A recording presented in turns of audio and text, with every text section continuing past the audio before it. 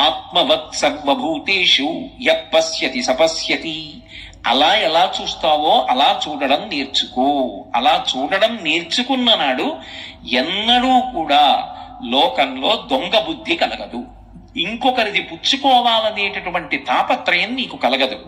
మీరు ఇక్కడ నన్ను ఒక మాట అడుగుతారు, నాకు బాగా తెలుసు. ఏమండి, దొంగతనం చెయ్యకూడదు చెయ్యకూడదు చెయ్యకూడదు అని మీరు అన్ని మాటలు చెప్తున్నారు. ఒకవేళ చేస్తే ఏమవుతుంది? అది చాలా మంచి సద్బుద్ధితో కూడినటువంటి ప్రశ్న.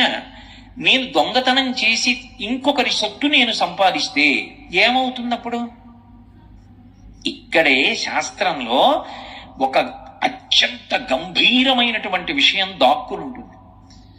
శ్రద్ధ నీకు కలిగి ఉంటే నువ్వు దొంగతనం చెయ్యవు. శ్రద్ధ లేకపోతే దొంగతనం చేస్తావు. శ్రద్ధ కలిగి ఉండడం అంటే